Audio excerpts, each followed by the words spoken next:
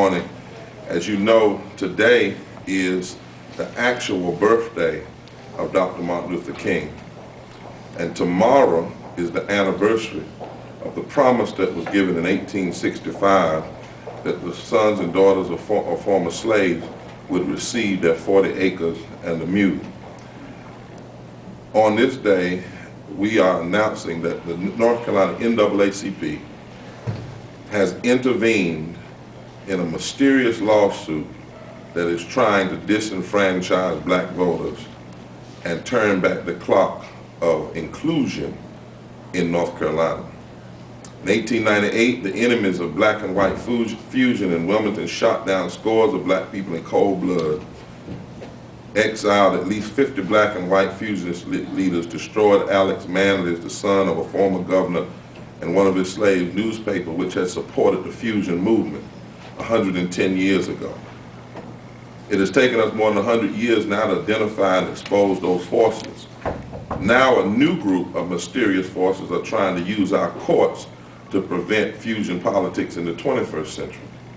This group has filed a lawsuit challenging North Carolina House and Senate districts that include 40 to 50% black citizens of voting age which cross county lines. Districts that have chosen representatives who are responsive to the interests of the black community and to its white voting allies.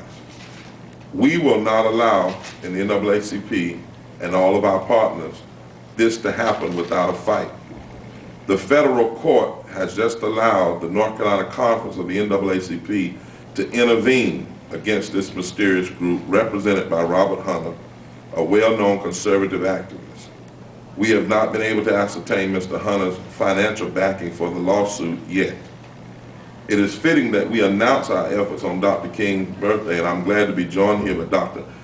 Alma Adams, the chair of the Black Legislative Caucus, and also Representative Wainwright, who is one of the majority leaders here in this Speaker Pro Tem, in this place. As anybody who knows anything about black history, Dr. King and hundreds of freedom fighters helped thousands of courageous black people in the South and even whites who joined with them to expose the blatant disenfranchisement that existed since 1898 in North Carolina and across the South, right on up until the Voting Rights Act of 1865. And it is in honor of Dr. King. This is what real commemoration of Dr. King's birthday should be all about. It's continuing to fight for justice and for fairness and for equality. We are going to expose the aims of this mysterious plaintiffs in this lawsuit to the light of day in the courthouse. The plaintiffs are asking the court to halt the 2008 elections based on an absurd theory that a census correction involving 3,000 people several years ago threw off the entire state legislature's districting map.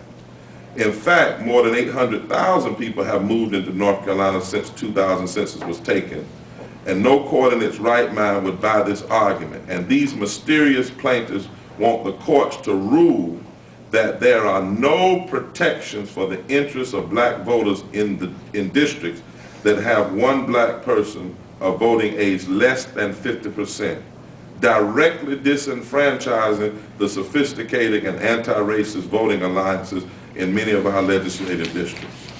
Today we will release a letter written to Dr. Alma Adams. We'll release the memorandum of law, and we'll release this statement. The North Carolina NAACP has retained Ms. Anita Earl and the Southern Coalition for Social Justice to represent our interests, along with the national NAACP. We have sanction from our national office. It is obvious, we see, that if the plaintiffs get away with this and can successfully get away with this trick in North Carolina, they will try to use it throughout the South. And we must stop it here in North Carolina.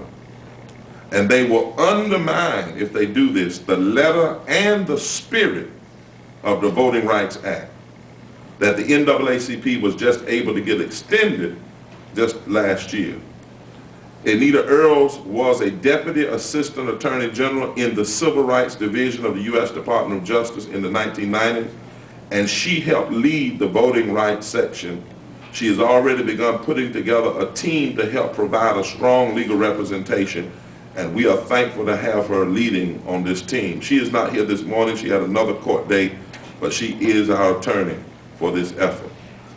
The people funding this lawsuit argued, Dr. Adams and Representative Wainwright, that the only legislative districts with over 50% black population should be protected by the Voting Rights Act.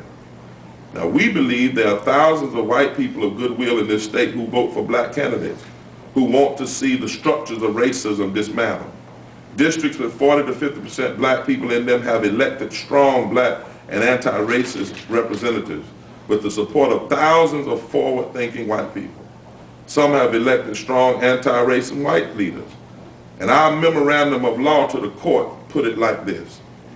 In the early days of Voting Rights Act enforcement, it was generally thought that a district must be 65% black population to provide black voters the opportunity to elect their candidate of choice. Over time, the figure has dropped significantly. Currently, African American voters elect candidates of their choice to North Carolina General Assembly in districts that generally range from 43 to 56% black in voting population. In each of these districts, African American voters constitute a majority of the voters registered as Democrats.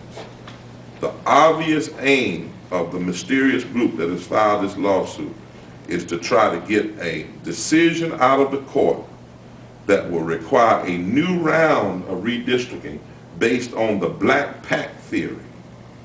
This backward theory backpacks black voters into what some call ghetto districts, consisting of 70 to 90% black voters, leaving surrounding districts and counties 60 to 80% white, so that backward-thinking candidates can prevail in them for some time. We fight and will fight every day this challenge to turn back the clock, to dishonor the civil rights movement, and to dishonor the victories that have been won in social justice in America. We will fight this effort. Al McSherman. I'm sorry. Thank you, Reverend Barber, and thank you all for being here. I just want to say on behalf of the North Carolina Legislative Black Caucus that we are appreciative of the NAACP and the efforts that they will be making with the attorney and with all of us working together to ensure that we are not disenfranchised in North Carolina. It clearly would have, if this suit were to go through, a tremendously negative impact on North Carolina, and more specifically on members who sit in the North Carolina House and Senate who are of African American descent and who represent a large constituency throughout the state. So we're willing to work and to fight that. We think that it is, we know that it is indeed the right thing to do. And it is ironic, as Reverend Barber has said, that we embark upon Martin Luther King's birthday, and we're beginning this fight. We know that that's what Martin would want us to do, and so we're going to be working very closely with the NAACP to make sure that what we have gained will not be lost. It's probably going to be a long fight, but and we don't know all from where it has come entirely, but regardless of that, we think that it is something that will impact us in a real negative way, and we're not going to stand for that. We're going to stand with the NAACP, who has stood with us and will continue to fight with us to correct this and to make sure that we do have representation for all people in North Carolina. Thank you.